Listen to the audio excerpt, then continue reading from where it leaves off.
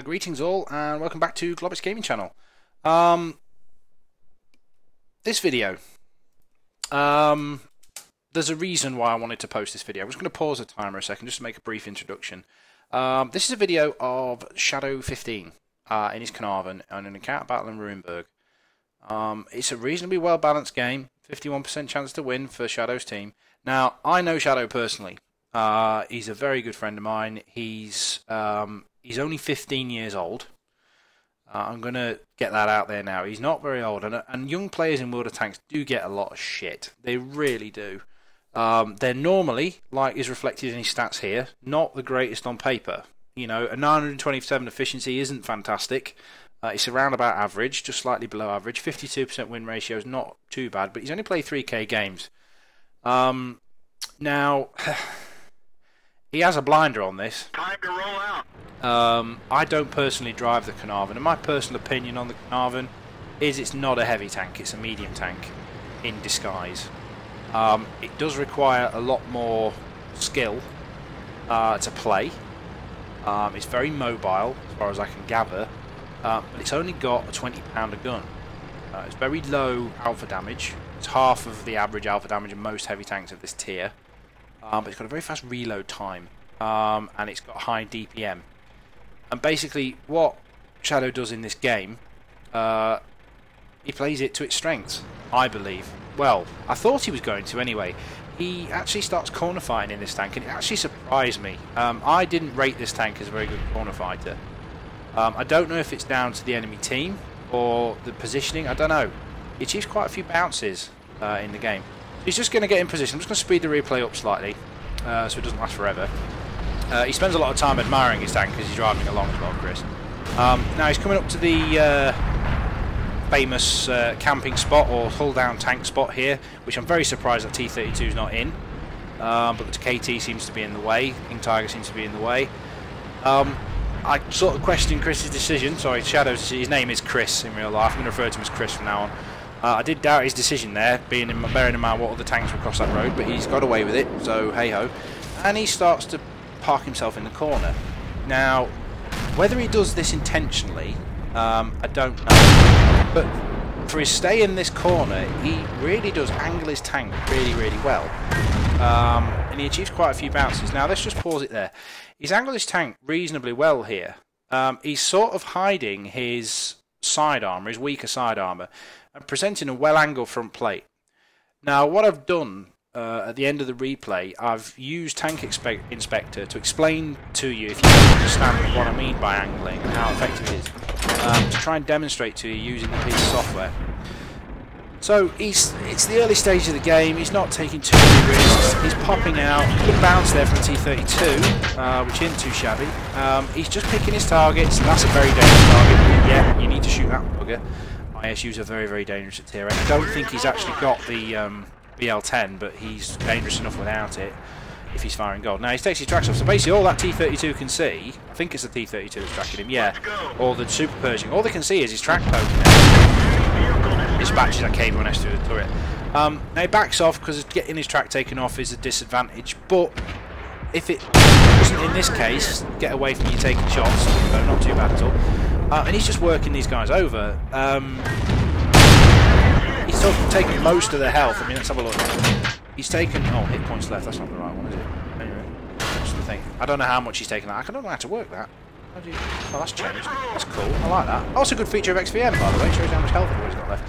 I didn't know that. I'm learning things. Okay, so he's just working the corner. He's got support from his T-32 friend. They're shooting him, so that's good. You know, this ISU's about to take a pot shot. So he plants another high roll into him. The average damage of this gun is 220, I believe. So therefore 270, I think, is max roll for this thing. Let's just have a look. Is it max roll? Yeah, no, 230. It's not quite max roll. So he's just working the corner. T-32 comes around and presents his side, shoots his track again. Oh, IS-3, very dangerous enemy. And for some reason, the T-32 decides to shoot away Chris's cover.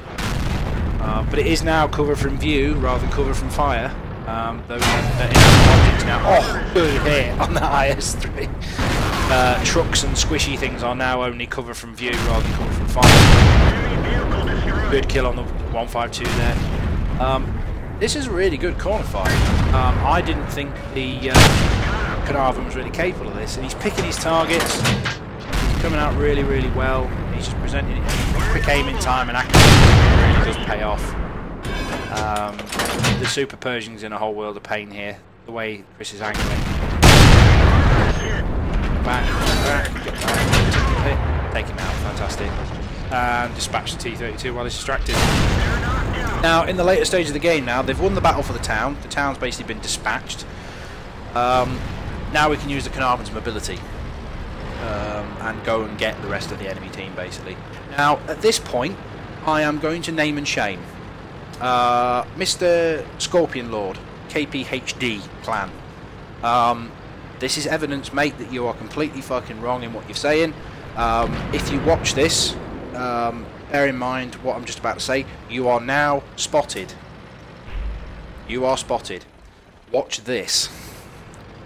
So, Chris makes his way there. Now, the guy in the Ramantar Borsig has just killed the Hellcat. And Scorpion Lord screams out, how?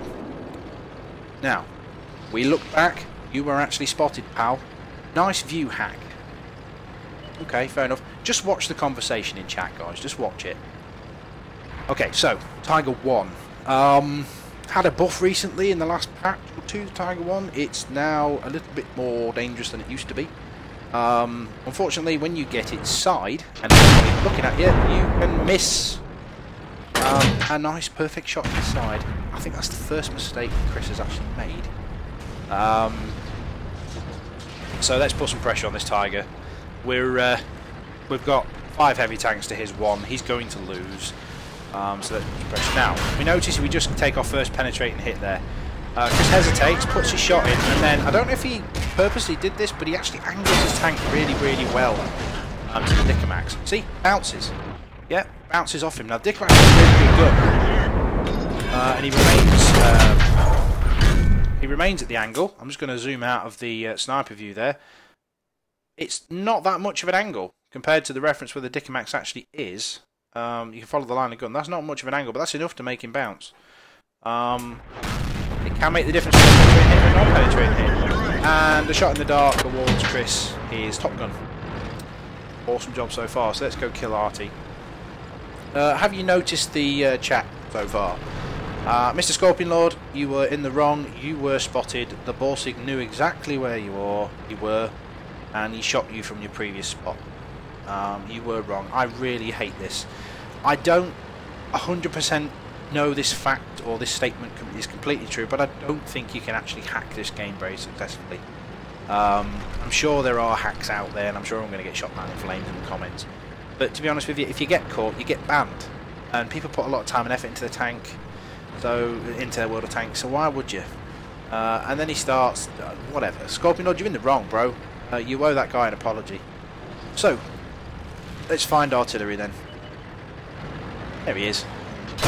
And back up. You know what? I'd have just charged him at this point. He can't kill you. Just charge him. At least give him a chance to get some points. Which he did. Nice of him. And dispatch him for 7 kills. So what we're going to do now, we're going to look at the post-game stats, and then we're going to look at the tank viewer.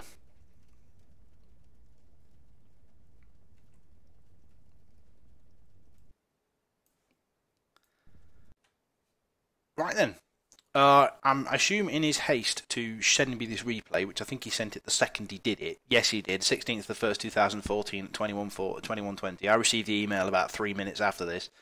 In his haste, I don't think he remembered to take all 3 screenshots, but he did remember to take this one, which he's posted up to his Facebook. He does have 100% crew, but he runs a standard account. The one piece of advice I would give you, Mr. Chris, is change your loader's first skill from repairs to safe stowage and carry on repairs, and change your commander's recon to 6th sense. Swap them around using credits. You will lose a little bit of the experience you've gained, but 6th sense and the one you've achieved, you've researching there, aren't actually in effect yet. So swap them over. It will probably make you a little bit more efficient. I don't know what skill you're going for on your loader, but it's the wrong one. you need safe stowage. Safe stowage, then repairs, buddy. That'd be fantastic. So, mastery badge. Always worth watching a mastery badge video, in my opinion. A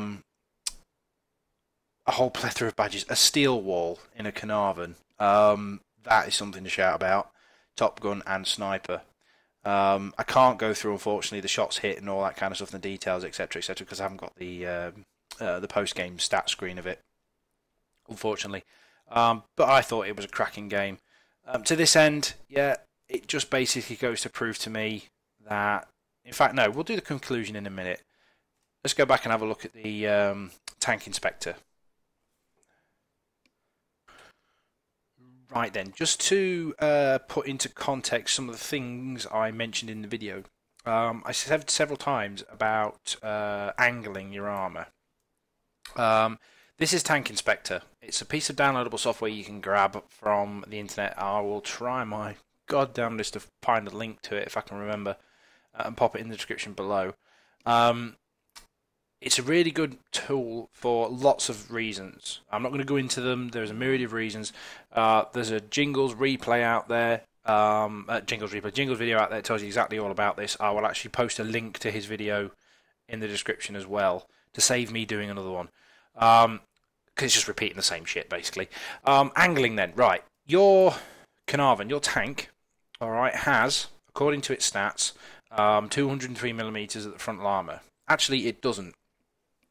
What Tank Inspector does for you, it tells you where the armour values are. The easiest way to do it, there's the tanking thing. You can alter all the modules and everything. You can change the guns. You know, you can put the Type B or the Type A barrel on it, depending on whatever you want to do. And the stock turret, etc., etc. But I know that you've got pretty much this setup with the Type B barrel. I'm not sure about your engine and everything, but it doesn't really matter. Angling of your armour then, in a nutshell. Okay, at the front, I'm going to place it into a coloured mode that tells you exactly where the armour values are. For example, at the frontal hull, okay, that orange band there is 130mm thick on the frontal plate. The bit in the middle there is the 203 area, and your lower glacis, this area here, is 76. Now, what Tank Inspector is really, really useful for, it gives you the stat base armour value here. So 130 is the flashing area there. Your frontal plate, however, because of its angling and its sloping at the back, if you look at it directly from the front, so imagine I'm shooting at this tank from the front now, place my cursor over it, actually with the sloping it's got an equivalent of 250mm of armour. You can increase this by angling the vehicle. So say for example you present your frontal plate like that at say maybe 30 degrees. It makes it a lot thicker. If they shoot towards the outside of the plate, it's 268mm thick. Towards the inner corner, not so much. Angle it a little bit more, 285, 300 nearly. The only thing, the balance you've got to try and get when you're doing this, when you're angling, is the difference between what your enemy can see to where they're going to shoot. For example, if you come around a corner too great, like this for example, yeah, okay, I'm going to shoot your frontal top plate. Okay, that would be madness. I would shoot this area here, your side armour. So what you need to do when you're angling your tank, a little bit of an angle. For example, if I go here, it's, let's look at it from sort of this kind of angle here, 204. If I turn it 35 degrees, it makes it 240. That can be the difference between a bounce and a penetrating hit. That's what I mean when I say angling your tank around corners, etc. That, just hope to clear that up from the video. Alright. And that's it. Back to the post-game stats. So in conclusion then, it seems like I'm trying to educate in this video. I am nothing special. However, hopefully a couple of points there, Chris. There's nothing wrong with that battle at all. It was a cracking game. But there's a couple of bits and pieces you could probably take away. Don't doubt younger players. That game basically showed me that stats aren't everything. On average, I do have some massive problems with World of Tanks in some of the teams. But stats ain't everything. To me, if the higher my stats get, the more pressure I feel to perform. But to be perfectly honest, that game is worthy of my recognition, so that's why it's gone up. Mastery Badge game, Top Gun, Sniper, and Steel Wall in a Caernarvon, a tank which I don't personally play, which I find is quite, I come to realise is actually quite a difficult tank to do well in. So there you go, Chris. First replay up on YouTube, bro. Tell all your mates, get them to subscribe, etc, etc. If you enjoyed the video, as usual, guys, you know what to do. And I'll see you next time. Bye now.